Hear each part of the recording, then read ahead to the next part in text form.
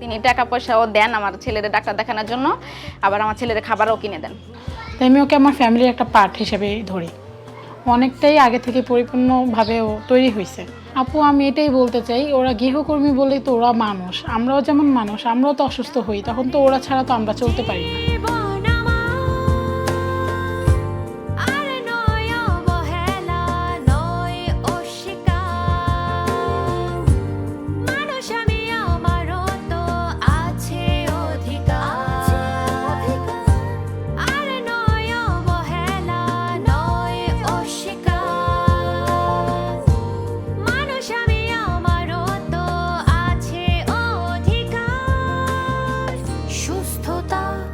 সম্মানে বেঁচে থাকবা।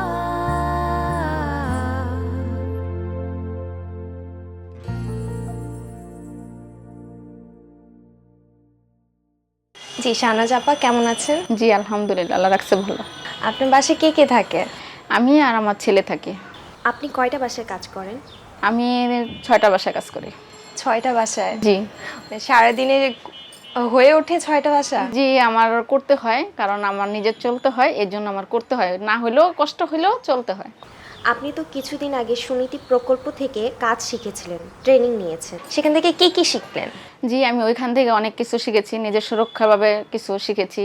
আমার যাদের কাজ করি তাদের সাথে কিভাবে ব্যবহার করবো, তারা আমাদের সাথে কিভাবে ব্যবহার করবে, ভালো মন্দ এগুলোও শিখেছি। এবং অনেক কাজ শিখেছি বলতে, ওয়াশিং মেশিন শিখাইছে, তারপর আপনার ওভেন চালানো শিখাইছে, ব্লেন্ডার করা শিখাইছে, কোনটা কফি করা যায় ওইটা শিখাইছে। আপনার উন্নতি হয়েছে এই কাজের পর? হ্যাঁ, আমার আল্লাহর মতো অনেকটাই উন্নতি হয়েছে, আমি অনেক কিছুই এখন ভালো ফিল করি। নিয়োগকারীরা কি খুশি ট্রেনিংয়ের পর যে আপনি ভালো মতো কাজ করছেন? হ্যাঁ, অনেকেই খুশি যে ও অনেক কিছু শিখছে, আমাদেরকে ওরকমভাবে করতে পারতাছে। আবার যারা রান্না করে দিতেছি সেও খুব খুশি হইতাছে যে রান্না পেয়ে। এটা দেখা যায় আজকাল অনেকেই গৃহকর্মীদের সেবা করে না, যে তারা কাজে আসছে চলে যাক, কিন্তু তাদের বিপদে পাশে থাকে না বা অসুস্থ হলে সেবা করে না। সেক্ষেত্রে আপনার নিয়োগকারী কি করে? আমারে এবং আমার ছেলেরে খুবই করে দেখে, এবং আমি আমার ছেলে নিয়ে থাকি দেখে আমাকে সব দিক থেকে সহযোগিতা করে। কিছুদিন আগে আমি একটু অসুস্থ ছিলাম, আমাকে ডাক্তারের কাছে নিয়ে গেছে এবং 2 দিনের ছুটিও দিছে। যাক ভালো। আপু, ও কি তার বাসায় যাবেন আজকে? হ্যাঁ, আমি যাব, এই কিছুক্ষণের মধ্যেই চলে যাব। আচ্ছা ঠিক আছে, চলেন তাহলে আপনার নিয়োগকারীর সাথে দেখা করে আসি, কথা বলে আসি।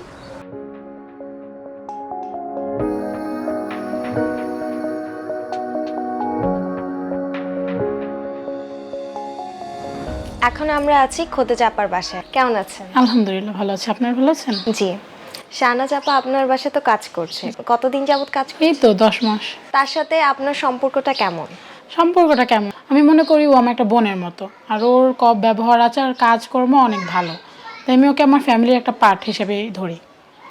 শাহনাজ আপা তো কিছুদিন আগে সুনীতি প্রকল্প থেকে প্রশিক্ষণ নিয়েছে। হ্যাঁ জি, আমি জানি, আমার এখান থেকে ছুটি নিয়ে গেছে। আপনার কি মনে হয় তার কতটুকু উন্নতি হয়েছে? হ্যাঁ, অনেকটাই উন্নত হয়েছে, ব্যবহারও অনেকটা ঠিক হয়েছে, অনেক মেশিন চালানো জানতো না, এগুলো জানতে অনেকটাই আগে থেকে পরিপূর্ণভাবে ও তৈরি হয়েছে। প্রশিক্ষণটা সবার জন্য এটা খুব ভালো একটা প্রশিক্ষণ নেওয়া হয়েছে, আর অনেক কিছু শিখতে পারছে ও। আচ্ছা আপু, অনেক সময় দেখা যায় যে আমরা গৃহকর্মীদের সেবা করে থাকি না, তাদের খেয়াল রাখি না, অসুস্থ হলেও আমরা দেখাশোনা করি না বা তাদের ছুটি দেই না। আপনি সেক্ষেত্রে কি করেন? আপু, আমি এটাই বলতে চাই, ওরা গৃহকর্মী বলেই তো ওরা মানুষ, আমরাও যেমন মানুষ, আমরাও তো অসুস্থ হই, তখন তো ওরা ছাড়া তো আমরা চলতে পারি না। তো এখন আমরা যদি ওদের না দেখি, কে দেখবে? অন্য মানুষ তো আর ওদের দেখবে না, আমাদের এখানে কাজ করে, আমরাই ওদের দেখব।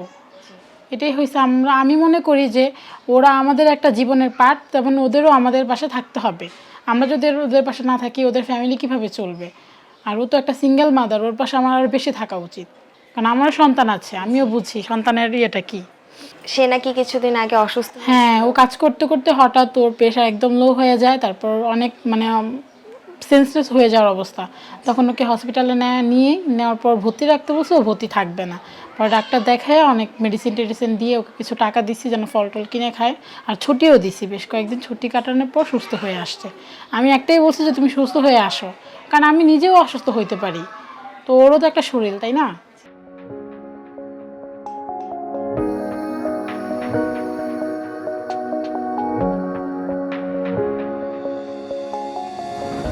ও এই ট্রেনিংটা পাওয়ার পর অনেক কিছু ওকে বলা লাগে না, ও নিজ থেকে এই জিনিসটা করে। তো আমি আমার বিবেচনা মতে আমি ওকে 10-এর মধ্যে 9 দিচ্ছি। সে আমার খুবই সেবা করেন এবং আমাকে ছুটি দেন, আমার ডাক্তার দেখান, আমার ছেলেরে দেখান, আমার ছেলের কোনো অসুখ হলে তিনি টাকা পয়সাও দেন আমার ছেলের ডাক্তার দেখানোর জন্য, আবার আমার ছেলের খাবারও কিনে দেন। এই জন্য তারে আমি 10-এ দিলাম। প্রতিনিয়ত যেসব গৃহকর্মী আমাদের সেবা দিয়ে যাচ্ছেন তাদেরও প্রয়োজন হয় যত্নের, বিশেষ করে যখন তারা অসুস্থ হন, তখন প্রয়োজন হয় চিকিৎসার। মানুষ আমি